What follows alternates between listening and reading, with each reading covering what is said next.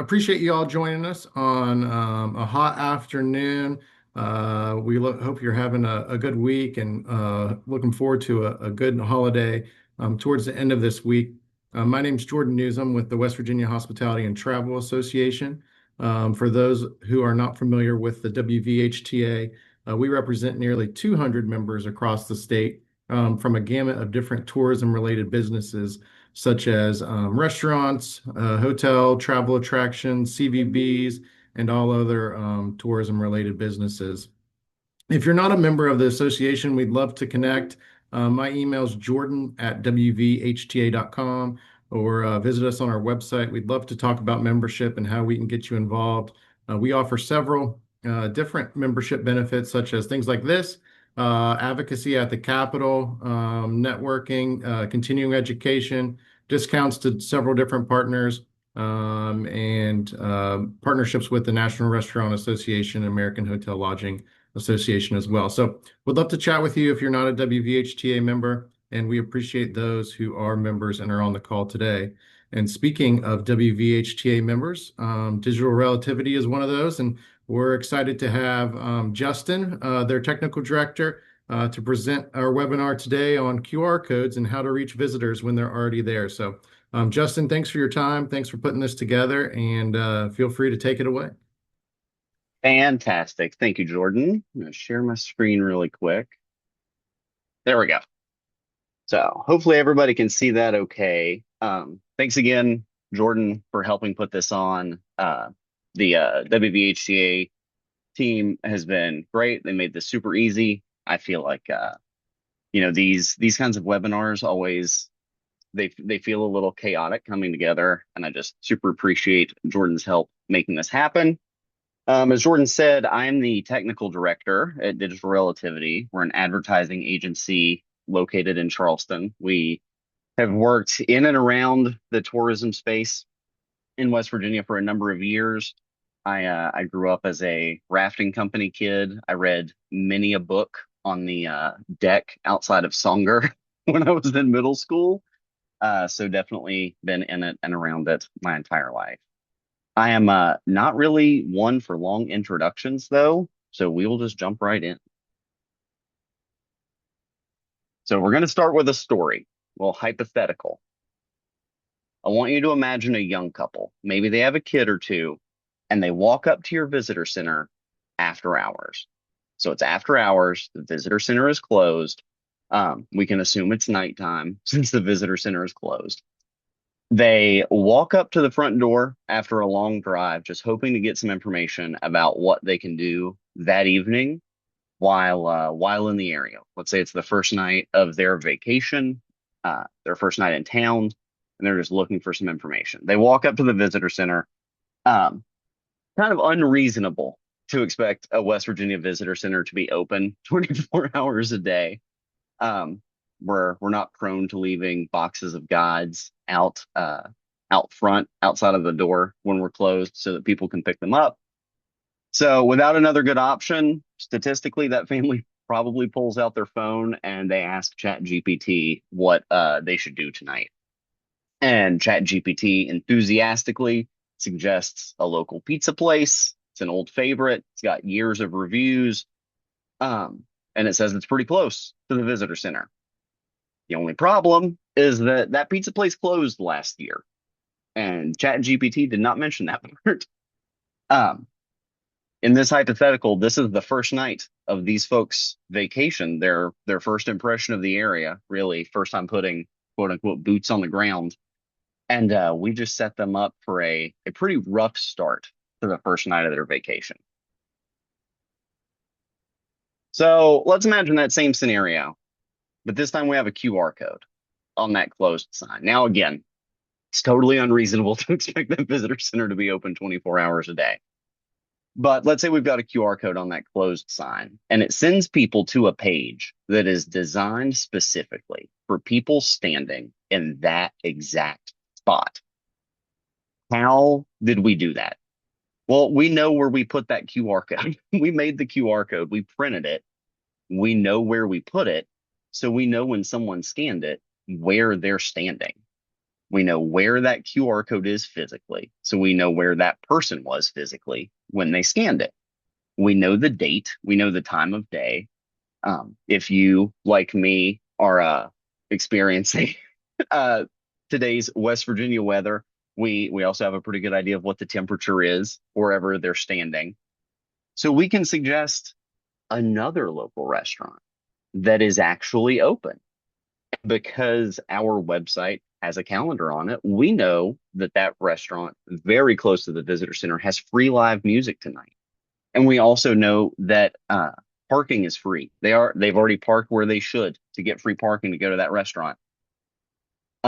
We really didn't change anything other than putting that QR code on the closed sign. And we totally took hold of that experience and saved them from what would have been a really frustrating night using information that we already have. One of the things that I always tell people about analytics, and specifically broken analytics on a website, is that they're kind of a silent killer because no amount of money can go back in time and put Google Analytics on your website 10 years ago. You just can't buy that. Um, and what I'm describing here, this idea of meeting visitors where they are physically in the real world, probably sounds similar. If you describe this idea without attributing it to QR codes, it kind of sounds fanciful. I always think of this kind of like a hokey movie, but there was a remake of the movie The Time Machine that came out when I was a kid, and a big part of that movie is him talking to this like holographic AI in an abandoned library. And if you don't say, and we're going to do it with QR codes, this idea that you're going to like present someone with information based on where they're standing and they're not going to have to install an app, it kind of sounds like that. It sounds crazy until you kind of reframe it that, oh, a QR code can do this. And this idea, meeting people where they are in the real world physically, is kind of rare in digital marketing when you really think about it. The most highly targeted social ads can't do this. I mean, we could always say, like, show this ad to people in Fayetteville. You can't target people standing in front of your visitor center after it's closed. The most expensive email campaign in the world certainly can't target people standing outside of a visitor center when it's closed. And even AI, the thing that is on the top of every agenda in every conference room in the country right now, can't do something specifically when someone is standing in front of a visitor center when it's closed. And at a time when folks in the travel and tourism space are being asked to quantify and measure the impact of your work, maybe more than any point in the past, both to your boards and to your members, things that you can actually measure are getting more and more valuable. I can remember years ago, especially, early on in the pandemic, all these conversations about like that data is the new gold and data that you own, data, that you can reliably depend on to quantify the efforts of your work. That's incredibly valuable, and it's only become more so. And at the same time, you know, coming out of the pandemic, there is an enormous demand from users and from visitors for real world interactions.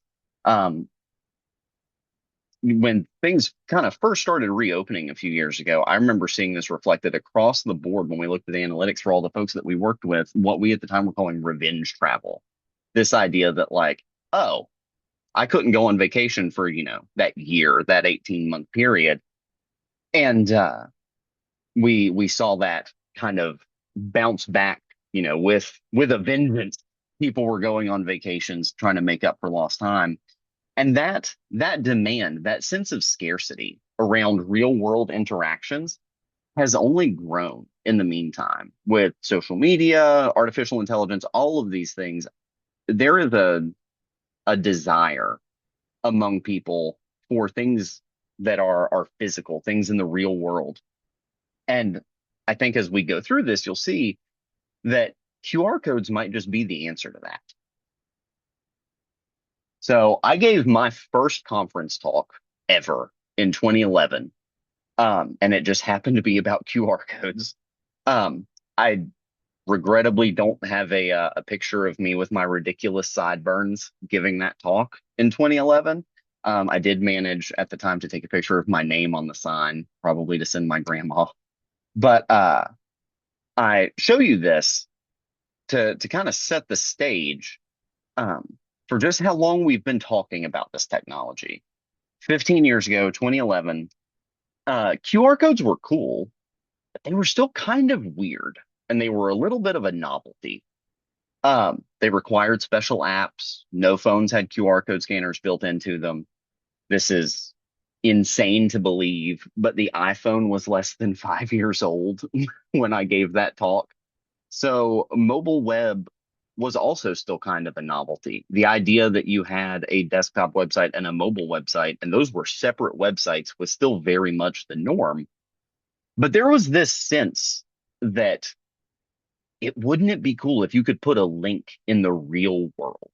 Wouldn't it be cool if you could direct people to digital resources, to digital information in IRL, in the real world? Um, that would be really cool if it actually worked. And so much has changed in the meantime.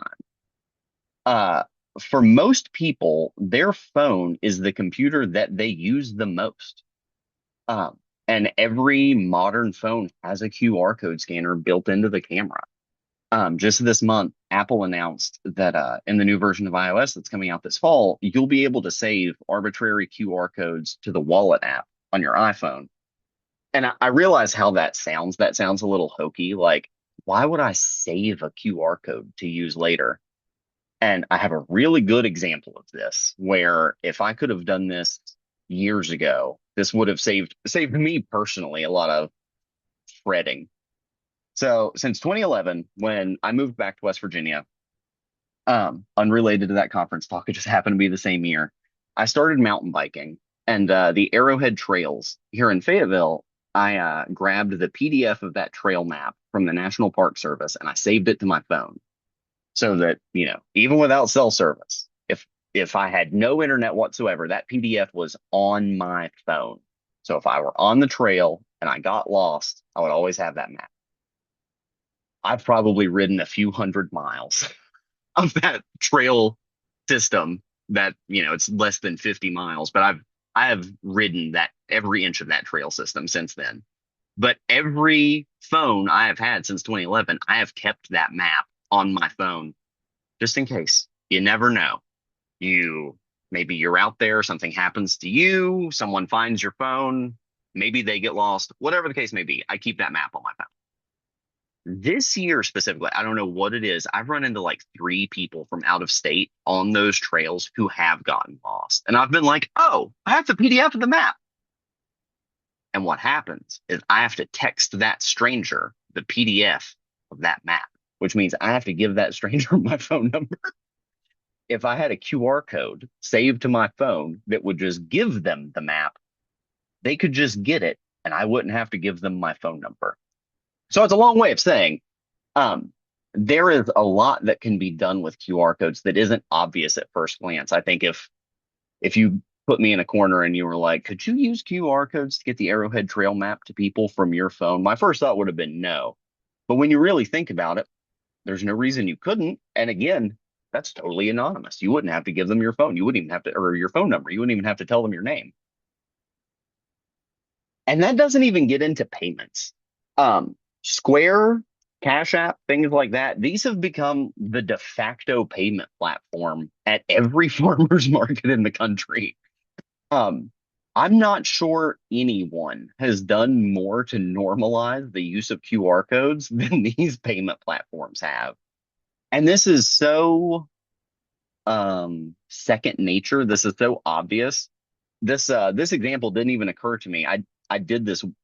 I went through this slide deck with my brother-in-law, who's 19, over the weekend, and he was like, "Oh, you need to mention Square and Cash App because like those, I think we all just kind of take for granted that those are even QR codes.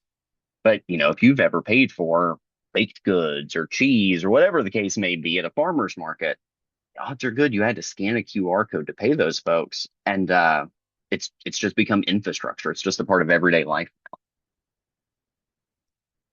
These are a little silly, but I wanted to include these again for context. These are four examples. These are slides from that presentation that I gave in 2011 about QR codes. Specifically, these were things that I was suggesting at the time you do with QR codes. My favorite is that one in the bottom right. It was still such a novelty at the time that you would see a different keyboard depending on what you were typing on the iPhone, that I dedicated an entire slide to it. But as silly as these may be, what I told that room in 2011 is still basically true. This has a dead simple playbook. You should build something worth scanning. You should send people somewhere worth going, and you should measure what happens when they do it and how often they do it. 15 years later, I don't know that I have better advice than that. All of that is still true, but I think what nobody predicted, what I definitely didn't predict, is that QR codes in 2026 might just be the best means of reaching people in the real world when they are in a destination. So when I started putting this talk together, I asked around, what are the worst, like, what do you think of when you think of QR codes? What are the bad things that you think of when you think of QR codes? And the very first one that came up time and time again was restaurant menus. Restaurant menus that do not have a price. Maybe they don't have a printed menu at all, and you have to scan a QR code. And I want to address this first and foremost. We're going to consider this the low point. This is the floor. And hopefully what we describe will all of the things we're going to describe are going to be better than a QR code for a restaurant menu. This is a bad use case, and I I am with you. But this is not how I prefer to interact with a restaurant menu either. So we're going to consider this the low point, but we're going to look at some other not shining examples. So very basic, a QR code that just sends people to generic information. So let's say you have a printed trail map for your destination and you have a QR code on it. People swing by the visitor center, they get a copy of the map, and then they're out on the trail. Or maybe they haven't come to the destination at all yet. Your trail map is something that you mail to people. Um, you put a QR code on that trail map that just sends people to your homepage. The scan worked, the person scanned it. That experience is kind of a failure. If the person is on the trail, they're standing at the trailhead, and they need additional information. Maybe they're looking for trail closures. Just send them to the homepage. That's not great. That wasn't worth scanning.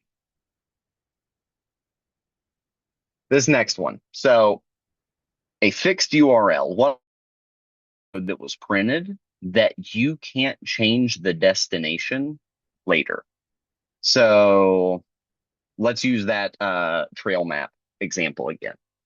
Let's say you have a trail map, it has a QR code on it, and you print, I'm just going to make up a number, you print 100,000 of those trail maps. And for whatever reason, the site gets redesigned, you get a new domain name, something happens that results in that URL not working anymore.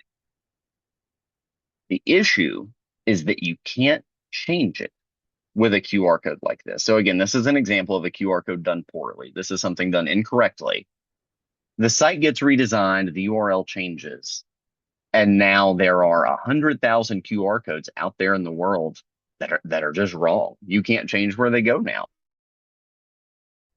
You might not even necessarily know when it broke. This could be a guide that you printed years ago that is still, in a dentist office somewhere. All of those become a liability now because you can't change where that QR code goes after the fact in a situation like this. Now, this one, anybody on here who knows me, has worked with me, This one makes the hair on the back of my neck stand up. The idea that we have the QR code out there and it has no tracking on it whatsoever. This I've got goosebumps just thinking about this. So you ran the campaign, you printed the QR codes, and I bet it was awesome. I bet it absolutely crushed it. I bet that QR code moved the needle in a way that no one could have dreamed. And you will never know that. No scan numbers, no stats on how those users behaved once they reached the website. So when the budget conversation comes up next year, there's no way of knowing if the QR code was even worth it. Um, Not being able to track these things, again, I referenced this back at the very beginning, the missing analytics. Um, no amount of money can buy a time machine. And that's just data that's lost. So that's a big one. Now, this next one isn't specific to QR codes, but I like throwing it in here. That billboard you'll notice has a domain on it. Um, that domain doesn't go anywhere related to that billboard. I tried. So presumably someone bought that billboard, bought that domain, and then just let the domain expire. And you see this happen with campaigns all the time. You make a custom URL for a landing page. Maybe you buy a domain like this one. It's for a special campaign. And I see, not even necessarily with people that we work with, but I see this out in the world a lot. People will buy a domain and just insist like everything about the campaign has to go through this special domain we bought. Everything has to go through the special domain we bought, even if it's not the main domain for your website. So you point all those QR codes at it. Looks great on signage, looks cool in the address bar. Maybe, it's one of those cool, like it ends in something neat. Works fine for a month, but then the event ends. The link breaks. And for the next 6 months, every time someone scans that QR code, they're getting a page not found. They're getting an error message. And so just like those guides that I mentioned 2 slides ago, that's just silent brand damage in public. Every one of those is an instance where we could have reached to that person, just like the visitor center example. But we weren't really minding the QR code, so it just kind of sat out there festering. And here's what all of these have in common. A QR code, I said this at the beginning, is literally a link in the real world. So close your eyes. Imagine you're looking at Wikipedia. Picture a link in the body of the text in a Wikipedia article. It's blue, it's underlined. We all know what a link usually looks like. A QR code is literally that out in the wild. Nobody on your team would knowingly put a broken link on your homepage. You would catch that. You would have a conversation about it. That would be like something that would be something that had to be addressed in some way. But that's the physical equivalent of what's happening on signage, brochures, banners, across the country right now with these neglected and poorly configured QR codes. In 2011, a bad QR code, a wasted print run. We maybe we we wasted a lot of paper if we did it incorrectly, and that's not good. But in 2026, we're wasting a piece of what might be the one service or a surface rather, where you can guarantee that you're reaching an actual person out in the real world. And that surface is getting more valuable every day because of what's happening everywhere else. Visitors are starting their trip planning with conversations, not with searches. They're getting recommendations from platforms like ChatGPT and Claude and Gemini that have never been to your destinations. That in the case of, DMOs, they've never met your members. And unlike a DMO who has that event calendar, they can't tell you what's actually open tonight, and they can't tell you what's going on in town tonight. These are platforms that are friendly and confident, oftentimes very helpful, and oftentimes just wrong.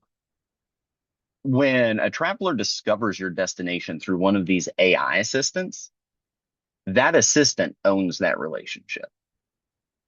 You become a source. Your website becomes a source. You're a parenthetical in that conversation, a footnote, basically. And DMOs in particular are so especially exposed to this because what you're selling is inspiration.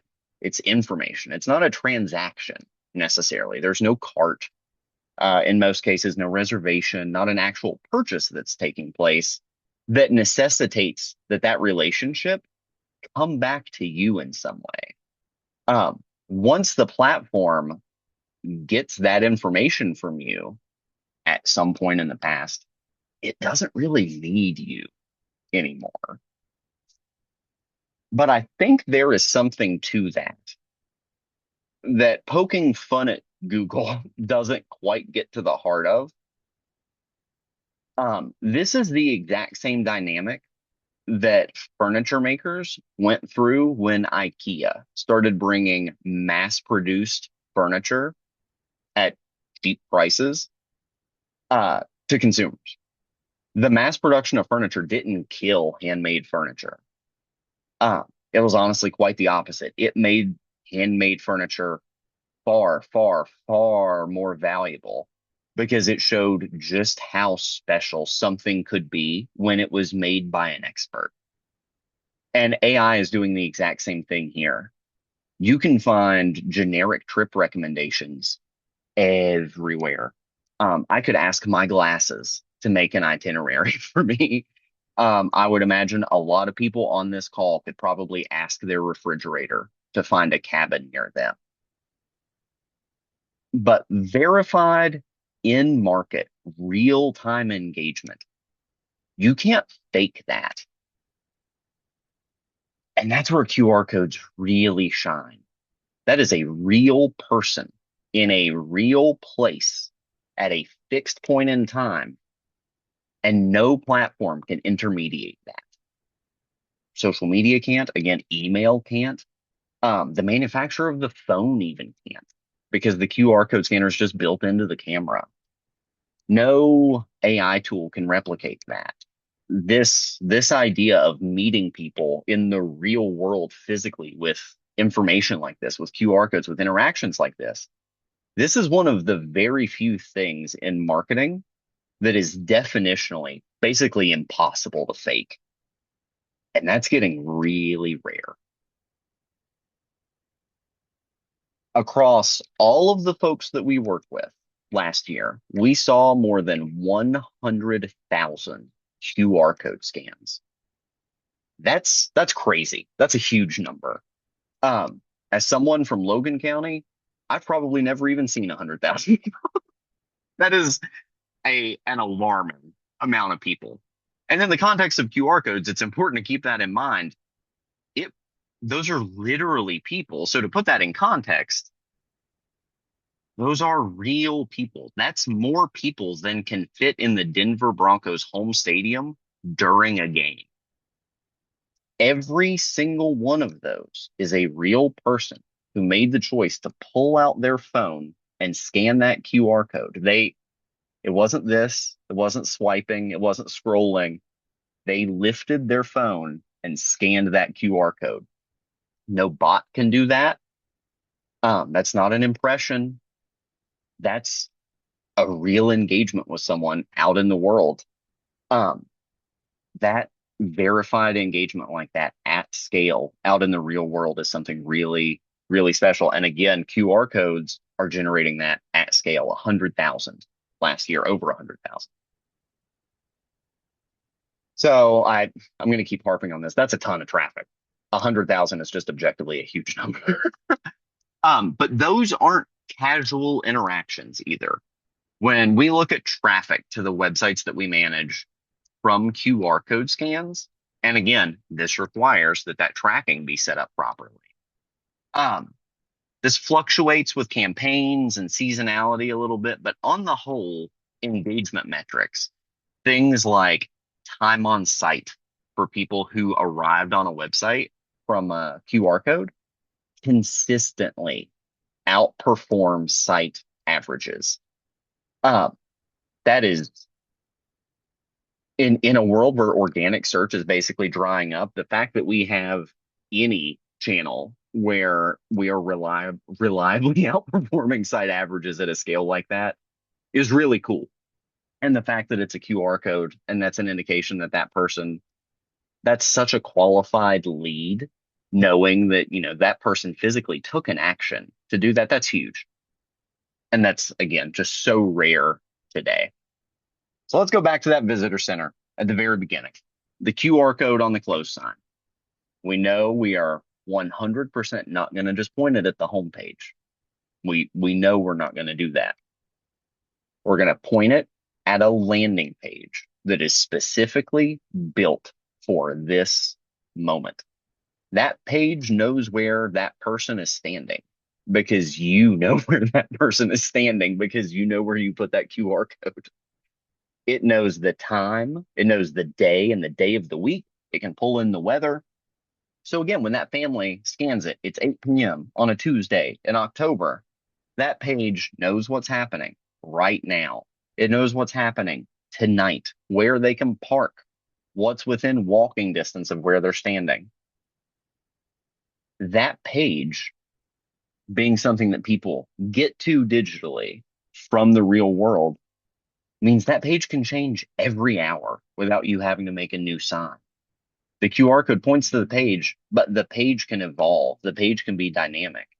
And every one of those scans should be measured from the moment that QR code is made, because that URL, again, we tagged it properly. We have all the analytics set up. So we know with certainty how it's being used, when it's being used. You might be shocked to find how many people are trying to come to that visitor center at night. If you start looking at the analytics for the QR code on the close sign and see that it's just going gangbusters. And again, unless you have like a security camera, there's not really another way of knowing that. But this gives us an opportunity to build content for that exact moment, for people standing in that exact spot. We could literally say things like, look to your left, look to your right, because we know which direction they're facing, because we know where the QR code is. There's, to my knowledge, there is nothing else in marketing that can do that. So that closed visitor center is one shape of this, but here are some others that I would just love to see everybody on this call steal. If I go into town this weekend and I see some of these, it would make my day. So out of office signs, or I'm sorry, closed restaurant signs, offering some kind of return visit incentive. Again, make use of that closed sign. Somebody walks up, maybe you're closed on an inconvenient day of the week. Um, put something on that closed sign, even if it's just like 10% off an appetizer or something like that. It doesn't even have to be anything crazy, but just something that says like, hey, we missed you. We know you're obviously hungry. You're standing outside of a restaurant and we weren't ready to accommodate you in this moment. Come back and we'll have a little make good. Get an extra dessert or whatever the case may be. Trail and wayfinding QR codes that have some kind of offline fallback with some time aware content. What specifically I was thinking of with this one was trail closures. Uh, we have had a ton of storms around here, and I was riding with a friend last weekend and came around the corner and it was like, whoa, there's a huge tree in the middle of the trail. That is exactly the kind of thing. QR code on the trail signage that links to some crowdsourced trail closures from something like All Trails or the MTB project. Event banners.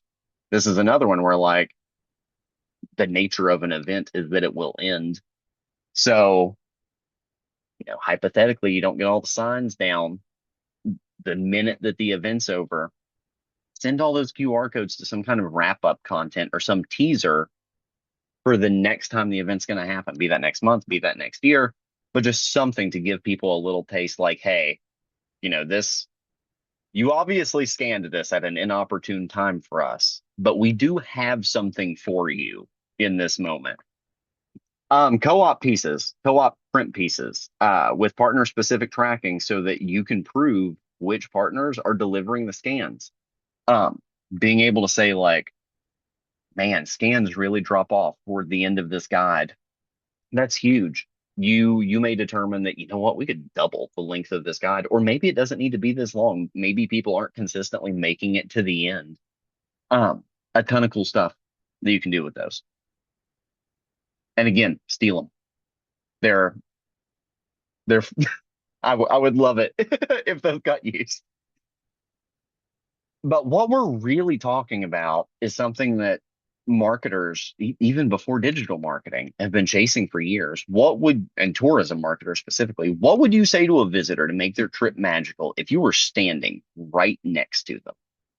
If you knew where they were, what day it was, what the weather was doing, and what was happening 2 blocks away, and you were just standing next to them, what would you do? You do know the answer to those things. You've always known. For most of the folks on this call, it might literally be your job to know. Um, a QR code in the right place, pointed at the right kind of page, gets you there.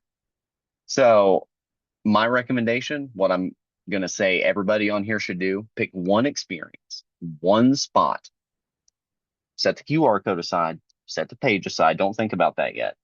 Think about one spot where you wish you could just stand next to people and say, like, oh, hey, if you look to the left, there's actually something else here. Oh, hey, if you look right here, there's actually something a little different. It might even be a song. If there is a piece of music that has some historical significance to a specific place, put a QR code on there and just, hey, you, if you're interested in the musical history of this place, boom, it's right here. Check out this song while you're standing in this spot. Get that experience in your mind before you build the page, before you print the QR code, because otherwise you're doing it in reverse.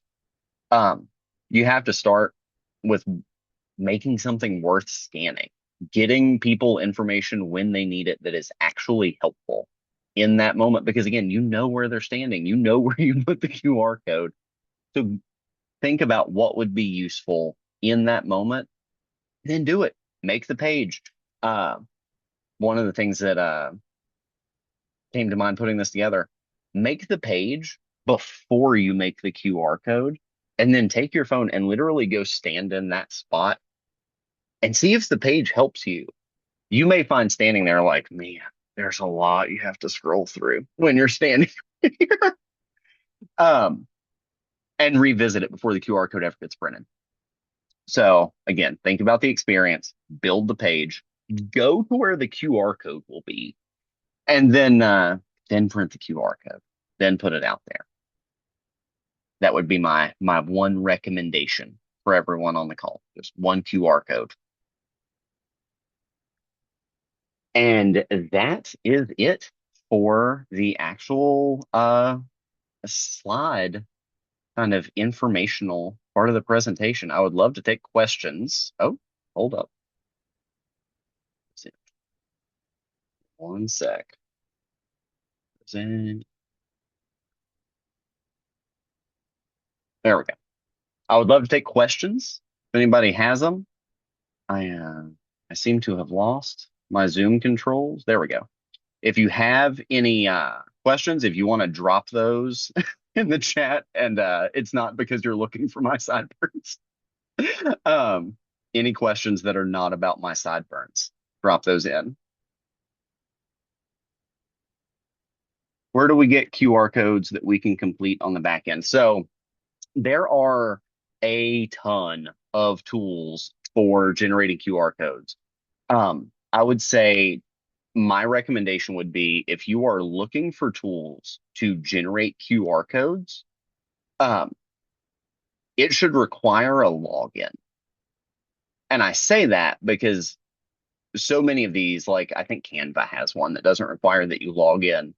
Um, if it doesn't require that you log in before you use it, then there's no guarantee that you're going to be able to get back to it. You're never going to be able to get, like, if you a year later, if you needed to go edit that without a login, you're never going to be able to go back and change it. So rather than giving you like a specific platform to look for, I would just say update not complete. Found lots of paid services, but I'm cheap. Um, oh, that's tough.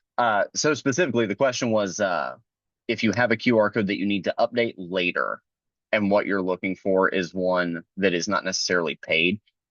I'm even less sure about that one. The one that we use internally is it's literally the dash QR dash code dash generator.com, and it is paid. Now, granted, we're dealing with like hundreds of thousands of scans a year.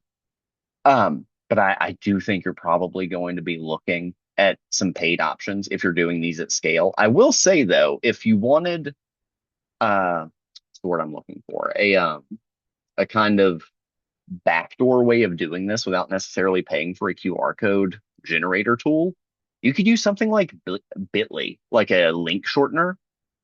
And now, again, I'm pretty sure Bitly requires you have a paid account to be able to change where a link goes after the fact, after it's generated. So, your mileage may vary, but a link shortener service paired with one of these free QR code services would also theoretically get you there because you could change where that link goes after the fact. Oh, Kelly in the chat. Unicode has a low cost option for up to 50 trackable QR codes. So big shout to Kelly for dropping Unicode in the chat.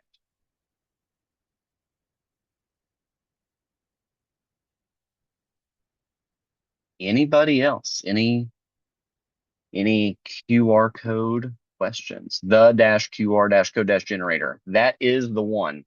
Um, and again, I couldn't tell you the pricing off the top of my head, but that is the one we use at DR.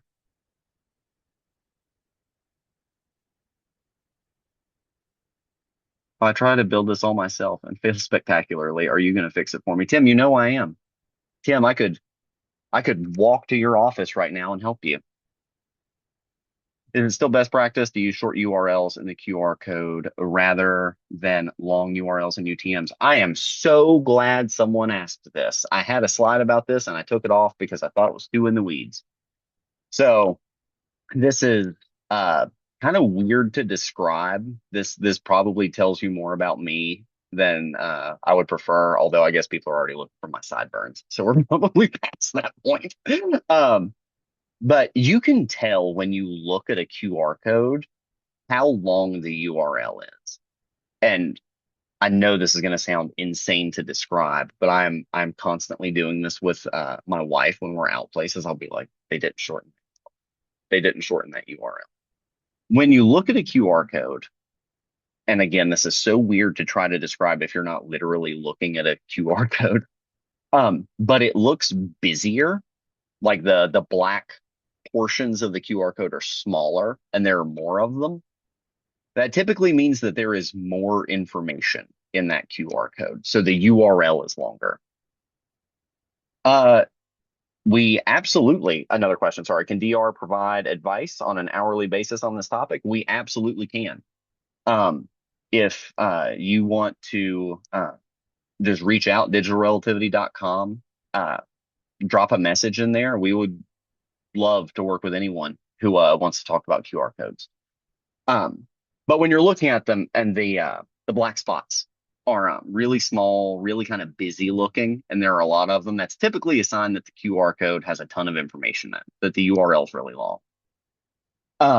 If you're looking at one and the black portions of the QR code are more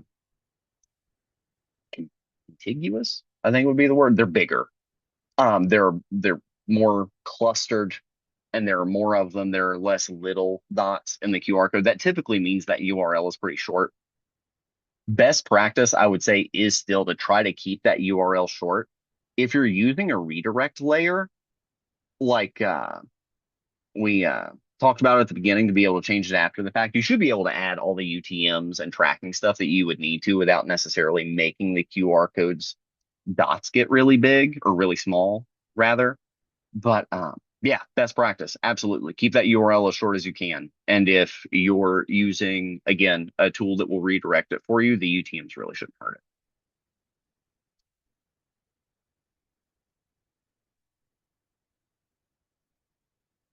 All right. No more questions. I think we did it.